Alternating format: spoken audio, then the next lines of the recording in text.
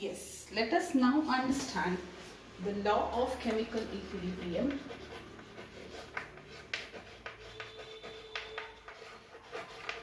and equilibrium constant. Okay, so before that, let us understand the meaning of equilibrium mixture, because we'll be using this very frequently. Equilibrium mixture is nothing but the mixture of reactants and products at equilibrium. So once you attain equilibrium, it will have the reactants and also the products. That overall mixture is what we call as equilibrium mixture.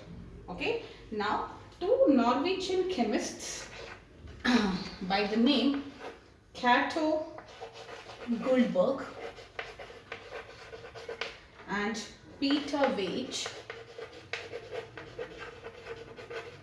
they started working on understanding the relationship between a chemical reaction, and they tried to establish a relationship between equilibrium and a chemical reaction. Okay, so the idea was, is it possible to know the concentration of reactants and products at equilibrium even before starting the reaction? Okay, so let us say I started a reaction. At equilibrium, what will be its concentration? And point number 2, if I think I know this, then is it possible so that I can change the value of it? Okay, is there any way that at equilibrium constant it has to be only this, or it can be something else? Is it possible for me to change it? All that questions were answered by the study of these two scientists. Okay, so what did they do is they carried out a before that, let us understand in terms of a simple equation. According to these two scientists, the equilibrium constant was given as the product of the concentration of the products to the product of the concentration of the reactants. Okay, and this was also called as a law of mass action. Law of mass action, because during those days concentration was measured in terms of mass and not in terms of moles. Okay, so what was the experiment which these people carried out? They carried out an experiment at 731 Kelvin in a sealed vessel, because equilibrium is carried out only in a sealed vessel, and the reaction or the experiment was this reaction. Okay, hydrogen iodine giving you hydrogen iodide. So they studied this under 6 sets. So 6 different kind of data they studied with varying conditions. Initial conditions was varying. Alright, so maybe a different pressure, different initial concentrations and all of that. And out of this 6 sets, the first 4 sets they started off with hydrogen and iodine, and they got hydrogen iodide as the product, and the last 2 steps they started with hydrogen iodide to get back hydrogen and iodine. So this was the reverse reaction. 4 sets of forward reaction, 2 sets of the reverse reaction. Okay, so what did they do? In each of the 6 setups they waited for equilibrium, and once equilibrium was achieved, they measured the concentration, that is the equilibrium mixture. Okay, so how much of at equilibrium, how much hydrogen did I have, how much iodine did I have, how much of this did I have in both the sets. Alright, and let us now understand some of the observations. Okay, so the first observation was that at equilibrium, at each stage, he could understand that in all of the first 4 steps, where these two were the reactants, what did he observe was that number of moles of hydrogen which was reacted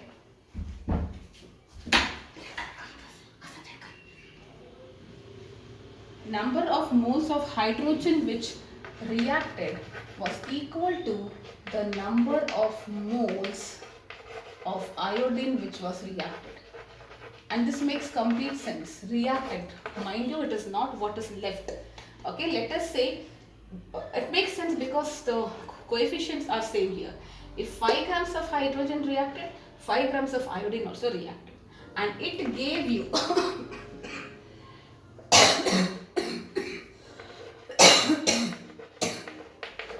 half the moles of hydrogen iodide, because this is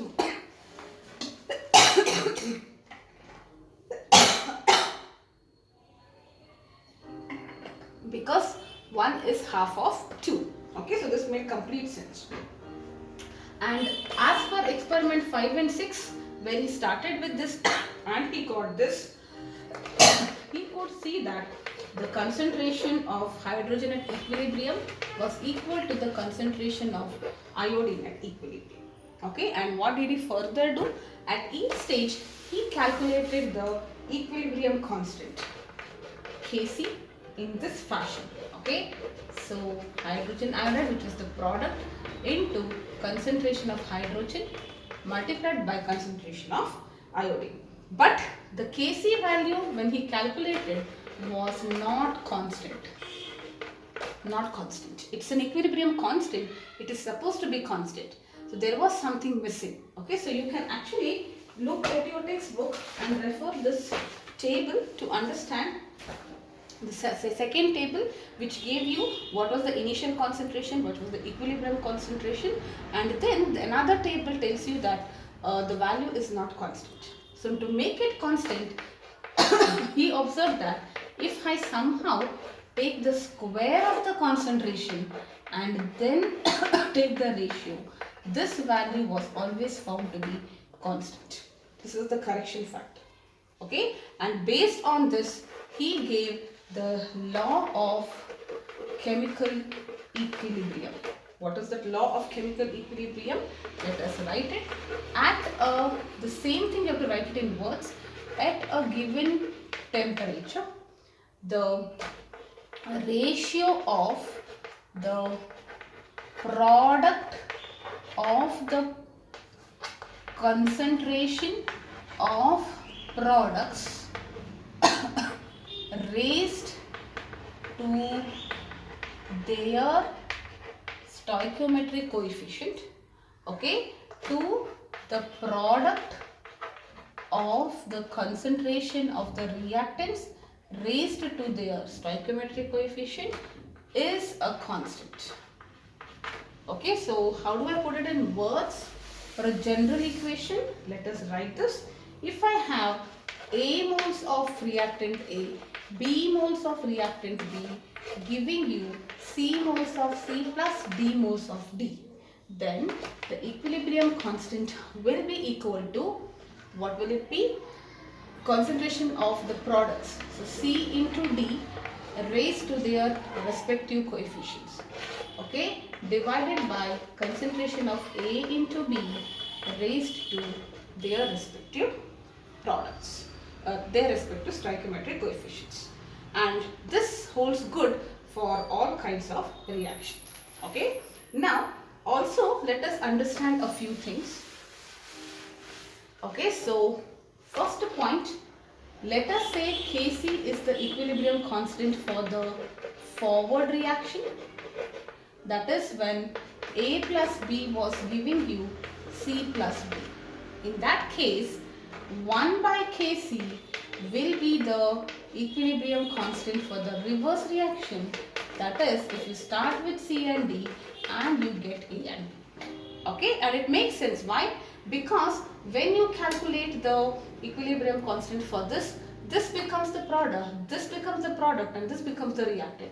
Obviously, the ratios would get inverse. So it is basically for the reaction which is carried out in the reverse fashion, the equilibrium constant is the reciprocal of the original equilibrium constant. And second point, if you multiply the stoichiometric coefficients of each one of them by some factor n, alright, that is also will be reflected in the equilibrium constant. Okay, so for example, if I take this reaction, okay, so I will not write all the states. So this is a reaction. Let us say I multiply this by 3 throughout. Okay, so what will be the equilibrium constant in this case if I am multiplying everything by 3? Okay, so in that case, what is it going to happen? Here you will have hi square to the power of 3. I can write it as 6, but this was the original and new power, divided by hi to the power of 3 I to the power of 3. This much is Kc. So this is Kc raised to the power of 3. Alright, so what do you mean by that? You have a balanced chemical equation. You multiply it by a suitable number. The equilibrium constant should also be raised by the same number. Alright, so yes. So I have just written down the summary in the notes. You can have a look at that.